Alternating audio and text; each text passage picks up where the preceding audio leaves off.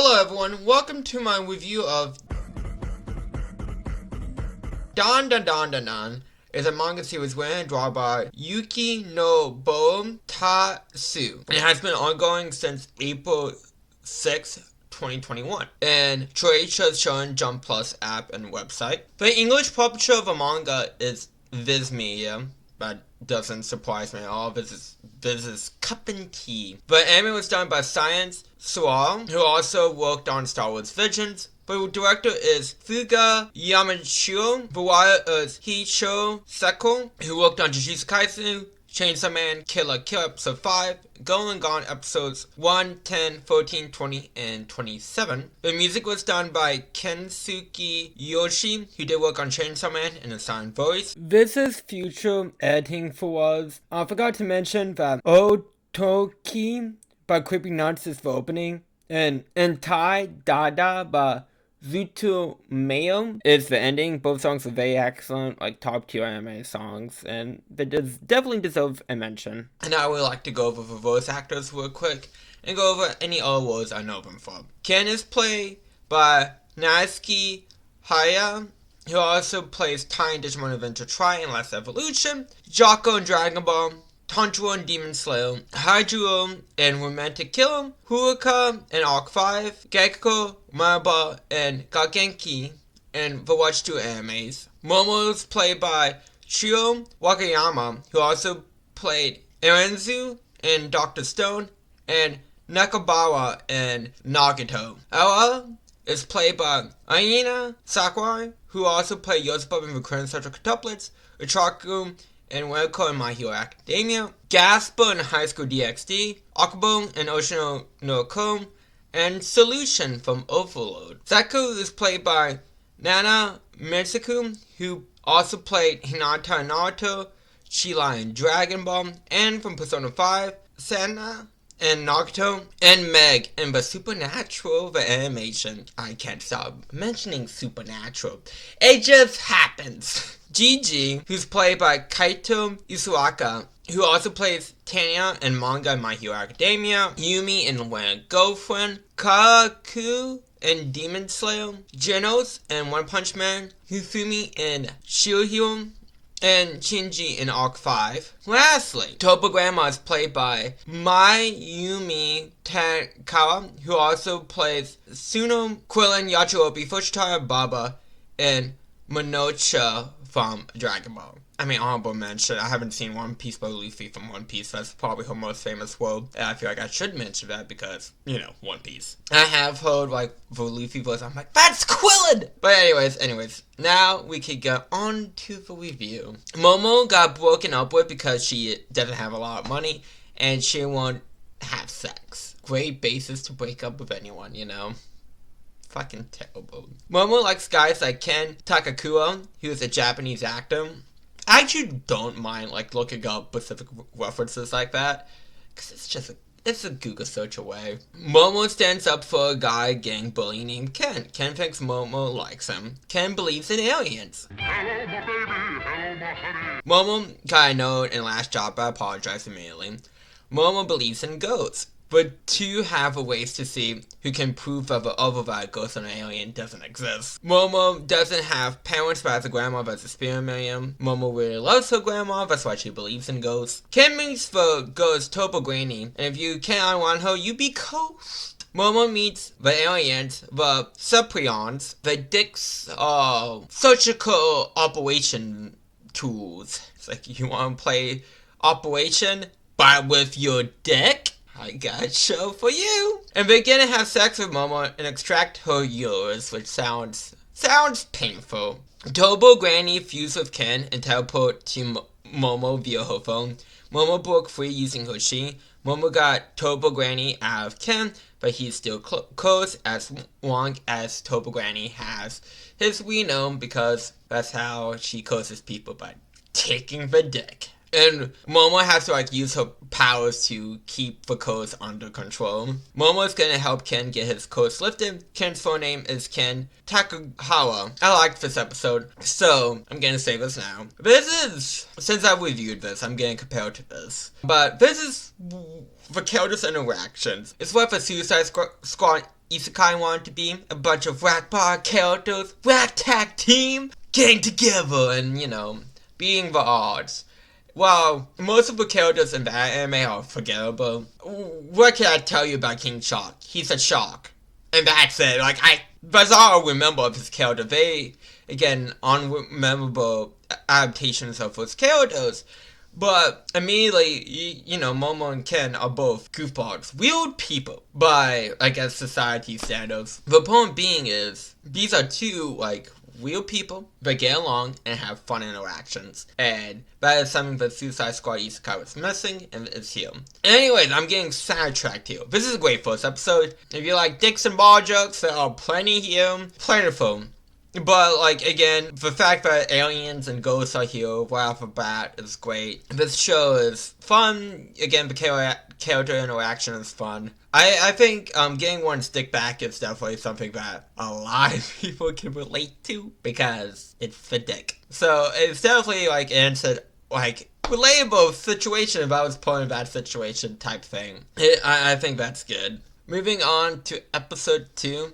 Momo refuses to believe that Ken is named after her favorite actress and tells him to stop saying his name. You're not named that. And she renames him Okuwan because she can't stand calling him his name. Since this morning away, even if they go to Tobo Granny's tunnel, she won't come out. Ken can pass the barrier that's around Momo's house until she removes him. Ken fully understands that he lost his dick down on him. He is smooth as a ball down there. Ken just wants a friend, and then an evil spirit out the door and traps the two in the area of the house by transporting them to a different space. But the evil spirit is really an alien named Flatwoods.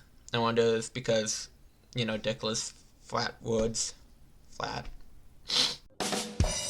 Anyways, and he wants Dick. Momo tries to release the power of the curse while having Ken's mind intact. Ken's power is too much for his body. Flatwoods is like a sumo wrestler. You gotta make the hand touch the ground to beat it. Momo manages to put the seal back on the gate, killing the alien.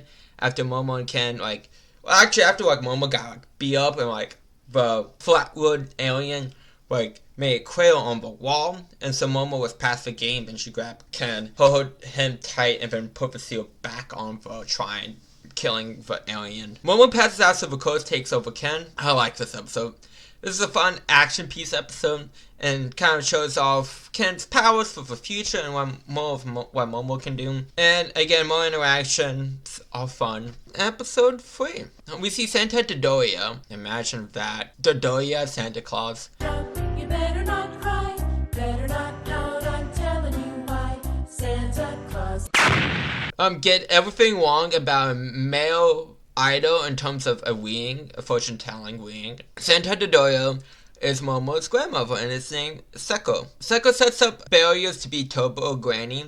Momo apologized for saying that she didn't believe in ghosts in the past to Seko, because Seko was being around the bush about the whole ghost thing, because she's like, you don't believe in ghosts. And Momo said that because she was bullied for doing stuff, superstitious, well, not superstitious stuff, but stuff to word away ghosts as a kid by other kids. Ken is still alive, is in a triumph and makes his show his curse doesn't kick in. Tobo Granny fused with a location-bound spirit, which makes her super powerful. Momo has to drag Tobo Granny out of the city so she can be healed due to location-bound spirit making her stronger, and the city that they're bound to, so make her weaker. Ken and Momo are training to get stronger. Seku was correct after all about the matter. He's doing a conference being like, yeah, I'm worried 27, I have a wife and kids.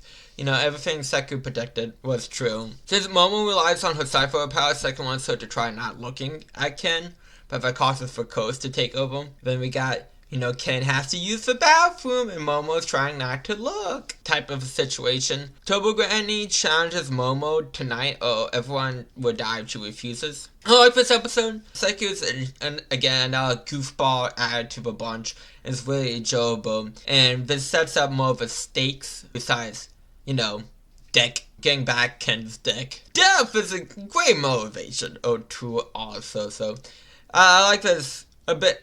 Not bad, getting one stick back isn't important. Pay it point. gotta protect the manhood. But being alive is also great, you know? But moving on to episode 4. Ken and Momo go to the tunnel. Turbo Granny is ready to full face. Turbo Granny returned Ken's dick so he can't use the power of the codes. For the only time someone would be sad getting the dick back. Turbo Granny accepts the rules of the race, but she counts funny, so Momo's 10 minutes head start was more like 2 seconds. Ken used bite on Turbo Granny's boobs. Ken gets possessed, but Momo is able to trap Turbo Granny inside of Ken. The location-bound spirit is here, and it's a bit crabby. Ken transforms, but they're struggling to get away. Hot springs are super effective against crabs, because the heat tenses up the muscles. Spirits from a graveyard have risen from the dead. Ken uses his last full fall to get away. Turbo Granny escapes Ken's body infused with the crab. Seko killed Turbo Granny as soon as they change city lines. People come evil spirits out because they want to, because, something happened during life, changed them, and, it's not like, people are signed up, oh, I want to be an evil spirit, sign me that shit up, I don't want to go to heaven, It's an unfortunate event that happened in, any story, let's be honest. I don't think any story plays becoming an evil spirit as a good thing, so. But anyways, we gotta like this episode. The action is fun. Really fun. I like the classical music. I love when just shit plays classical music.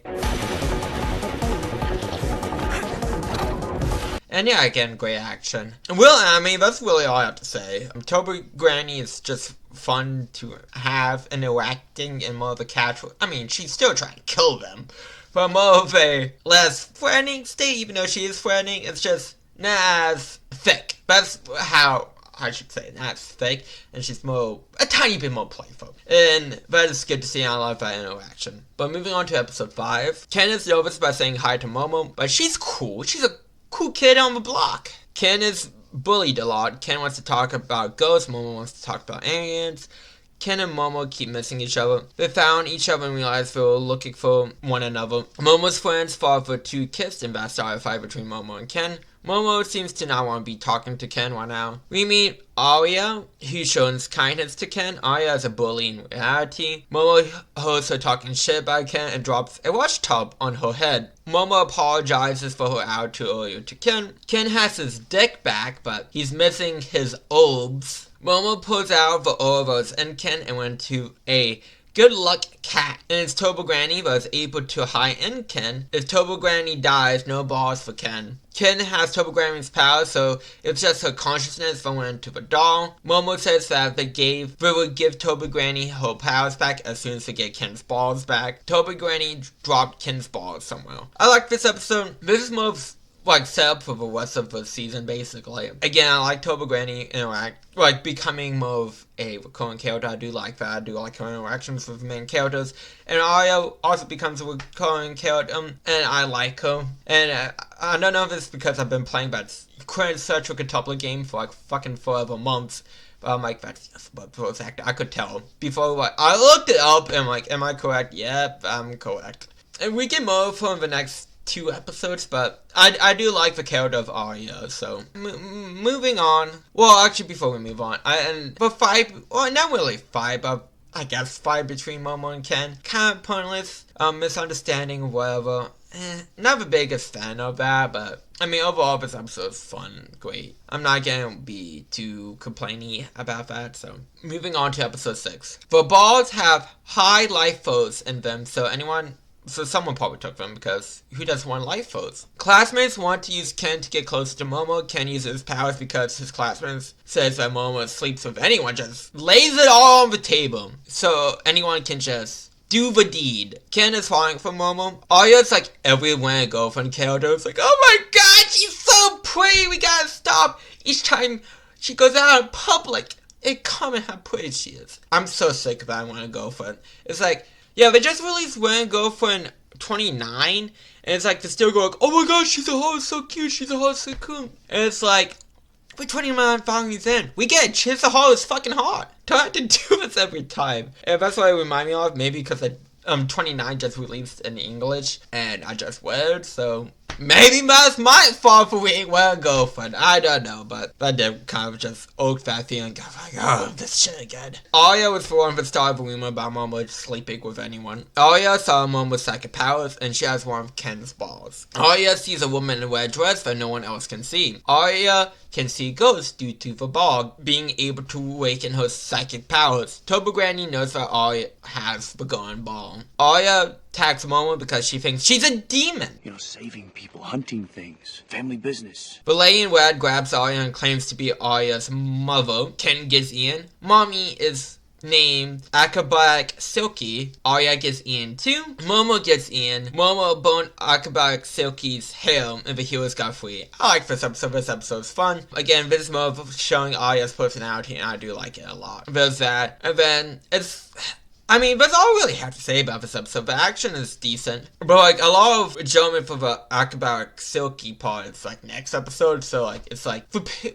prelude to that. So I really don't have too much to say on this episode per se, but it's like fun action. Gotta move on to the next episode. Episode 7. Acrobatic Silky wants to eat Arya so they can be together forever. Acrobatic Silky's hair got tangled, so she whips it out. Ken used headbutt. The gang got the golden ball back, but Arya is dead. Acrobatic Silky is still around, and offers to bring back Arya. We get backstory on Acrobatic Silky. She was a mom but was working hard for her kid. You can feel the love. One night that the daughter gets kidnapped, her mom tries to save her but ultimately dies. Like, her mom was like working all these jobs. She was a prostitute. One thing I want about Samuel and Shampoo, Acrobatic Silky wasn't making. She was strapped for catch. So I'm assuming debt collectors, unless I would miss like a single line by like heading more towards them. I'm assuming it's debt collectors taking Vidala as Calamity, which happened twice in Samuel and Shampoo. Tragic.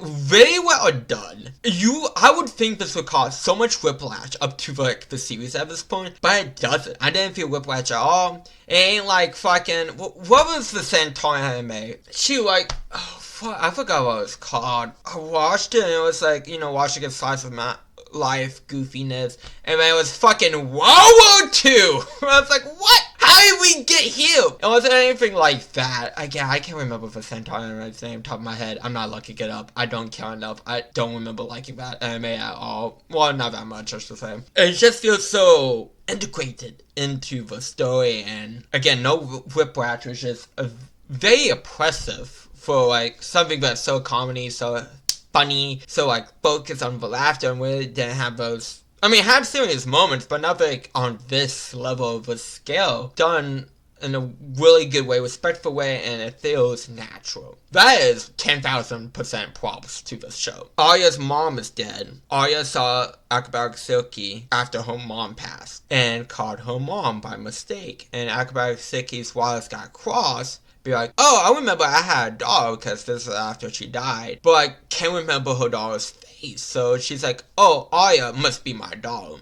We're back to the present. Arya's alive and hugged Acrobatic Silky so she can rest in peace. I love this episode. Again, like the flashback, there's so many small fucking details in that. Not stay, it's just music playing, and you feel the love between daughter and mother, and a lot of small details and stuff like that really bring it out. Like, the dance shoes that Vidala has is too big. Probably, like, maybe hand-me-down or the mother's shoes or something like that. But, like, the mom wanted to give her daughter something to dance in. You see the mom saving up money to buy a dress for her daughter. And, like, you, again, feel the love for though, and the tragedy that came from it. Arya getting that Keldo is HF more of humanity side to her, because we always see her being a bully, an antagonist, but seeing that her hugging Acrobatic Silky really put the humanity into her, especially after such a powerful scene. You're like, okay, like,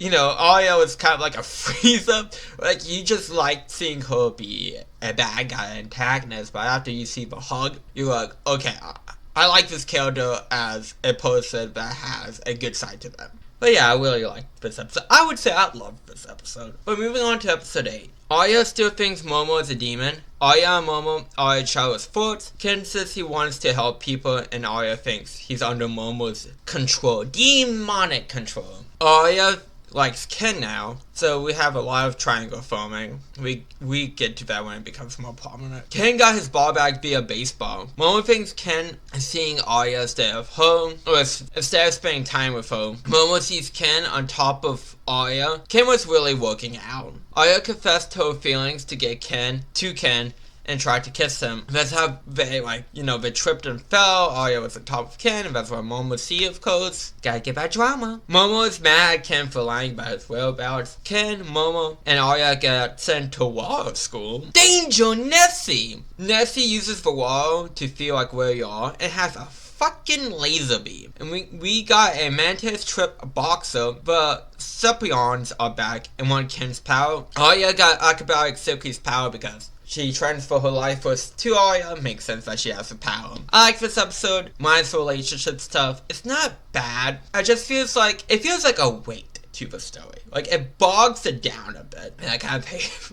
like, to have characters to have such unique interactions and fun interactions, and they have something so cookie code. Not that tropes and stuff are automatically bad, but it feels like an add-on. An unnecessary add-on. Not saying that this show can have a relationship, I just don't think it's done in a way that play in the characters' interactions, per se. This feels more of a, I know it's romantic, it's a bit different, you have to cause something, but it just doesn't feel as natural as I think it should feel. And it bogs down the story a lot. We get to a mode later on because there's more of it. Episode 9, Arya can really fight as Ken looks for clothes because trying to show off your dick. This is TV, man! Arya beats Mantis Shrimp for a second. Arya's down. Jeremy Jones for fight to just get pinned down himself. Momo comes in with a save. The Scipions can't transfer the Mantis Shrimp to be stronger. Everything is now wall, like the walls and ceiling. Nessie's here. Nessie killed one of the Scipions. Arya is drowning. The Mantis Shrimp is stronger underwater but needs air. Firefall. Ken and Momo save Arya. Momo and Arya are stripped to swim better. Nessie pulls water to attack the other neck. So if you break it, you're good! Nessie, Mantis Trip, and a Scipion fuse. Momo basically made the future Nessie whip off his arms by getting it to use too much force. The gang beat the future Nessie and return to the real world, but they are naked, seen by everyone. This episode's fine. The action is great, the interactions are great. I'm just repeating the stuff I've said already. But, all of it is great, so. I hate to say that, it ain't too much to add, but, I like how they beat it, though. Using Arya's hair is, a one-way, so Ken can use his powers, because he can't run underwater. You need something, so by giving him something to run on. I do like that, so that's a plus in this episode. So, moving on to Episode 10. Bernose is axing the gang if they're being bullied. Bernose is amazing, best character on the show, 10 out of 10. Aliens are targeting Arya and Ken for having ghost powers. Aliens can't beat the Yokon Oath, so that's why they don't evade Oath. Momo doesn't care if Arya makes her as a villain to her friends of the school. Arya's like, oh, I'm gonna make you the villain! And Momo's like, whatever, bro. Ken tells the truth about what happened between him and Arya to Momo. Momo's friends know about the love triangle, get some details wrong about what happened, while they were naked, but, got the general gist of the love triangle. Arya feels bad that Momo is getting blamed for everyone being in the nude, so she admits to her classmates that she made up for rumor that Momo would sleep with everyone. Momo thinks that Arya didn't say anything bad about her, despite what Arya said, but Mantis Trip is still alive. The gang takes the Mantis Trip to Momo's house after it passed out. The gang are the first people that were kind to the Mantis Trip. The Mantis Trip needs money to save his son from an illness that his wife died from. The Mantis Trip needs money to get blood, and that's the cure to his son's illness. And they bleed milk. So, the gang gave him a cow to take home. Got milk. There you go, and it's abducting the cows. Momo has to do an impression of Hichiro Abe, an actor on Mall, if she wants Seku to buy her another uniform, which, when I was Googling Hichiro Abe to see who the heck he was, the face was spot on. I saw the side by side, I'm like, yeah, I 10 out of 10. I can see it. And doing impressions of actors are fun. Just it's me, Arnold. I'm the governor of California. just have fun with it. It's good to see that, even though I don't know who these people are, the mention of it is kind of neat. Gigi is here, who is Momo's childhood friend and first love. I know Gigi doesn't have a personality until next 2 episodes. I actually find him so grating and annoying. Season 2 is coming out soon. Maybe he gets spelled for me then, but I want to throw him off of a bridge so badly. He is unbearable to me almost. But since we don't really hear him speak, I like this episode. This episode's fun. Again, we see a bit of an evolution between Arya and Momo's relationship. The Mantis trip stuff was hilarious. The milk thing was hilarious. And again, the notes, 10 out of fucking 10. We'll probably watch this episode again just for her, just for the beginning 5 minutes. I love her. She's mine now. Episode 11. Gigi's going to live with Momo's family. Gigi's parents have been hospitalized by a ghost, which Gigi can see. 3 out of the 5 spirit mediums that Gigi acts to get rid of the spirit have killed themselves. Not spooky at all. Gigi now goes to everyone's school. Ken is worried that Momo still likes Gigi. Momo is eating with Ken, but Gigi shows up, which makes Ken feel bad. A bear Kuma named Taro shows up and has a gun ball. Momo and Gigi catch a ride. Ken joins in for fun. Taro can break himself and reform. Totoro passes out because Momo took his heart. Totoro was looking for another dog, Hina, that he was in love with, which gives Ken the resolve to keep liking Momo and pursue her. This episode is fine. I mean, the only thing I like, honestly, is Ken breaking out his child shell a bit. I do appreciate that. That's it. I hate the relationship stuff. I'm sorry. Especially with Gigi, who I find super annoying, and I want him to not speak. I want him to be Gabriel in season 13 of Supernatural. Mouth sewn shut. So, this episode's fine. Probably my least favorite episode out of the season, but it's still a decent episode. It's not like it's terrible. But episode 12, Hina is going to see with Momo. The golden ball that Totoro had was just a Christmas ornament, so no balls for Ken. I mean, he has 1 ball, but no new balls for Ken. Ken tries his best to be like Gigi to get Momo to like him, which I don't need 2 Gigis around. Ken is going to help Momo beat whatever ghosts at Gigi's house. As Totoro went to see Hina at night, he broke when he got hit by a truck. Totoro made to see Hina later than he planned, but he got though. Gigi can't sleep because of the ghost he sees. Ken is trying a little too hard to get Momo's attention, but ends up bonding with Gigi a bit. Gigi lives in the Hot Springs district due to his dad's work. Momo thinks Gigi's house is clean, at least for now. Momo is going to be in the Hot Springs district. Gigi and Ken play soccer and fight over who likes Momo more. Group of guys come in when Momo was bathing in a mixed bath. A room of the house has been blocked off. The guys target Momo, and they go, yeah, what was it, Crocs? They call themselves basically, yeah, we're gonna target you. We target women in Hot Springs. One of they said that I thought of a freaking clip from Mojo the Spell Goes where, Kumaru was like, oh, it's so it's kind of attractive at the end, but I'm just like, I feel more disgusted now about what's happening. That I did before. The hidden room has talisman in it. A lot of talisman. I like this episode. So, I don't know if it's just because a lot of shows, seasons, whatever, I've seen a lot of them in my lifetime now, have to end on some big cliffhanger or whatnot, but I feel like, I don't want to say it's underwhelming, but it doesn't feel like a cliffhanger for a season finale. It feels like, just a normal cliffhanger for the next episode, which again, binging, that would not be a problem with, because, you don't need a big cliffhanger to, hang on to. But since we don't have the next season, it kind of bugs me, but again, that's not way, I'm not getting count that against for show, because, again, when you're binging, it doesn't matter. That doesn't matter. It's just I thought we went on something that feels a bit bigger. Again, the love triangle stuff I don't care about. But the mystery of what's going on is there because the townspeople all look freaking creepy. So something's wrong with them, probably possession. Who knows what it could be, because we just know it's a ghost. And they possess people, so I'm sure there's more to it. I'm sure there's some kind of, I hate to say gimmick, but some kind of gimmick to it, or some special identity to it to make it feel more, what am I looking for? Something more unique. I feel like this could be more than just, mass possession, because obviously, the parents are hospitalized, 3 out of 4 spirit mediums off themselves. So, like, there has to be some, like, I feel like a little bit more something about. I really liked Dandadan. I think this show is hilarious. I think it's very funny.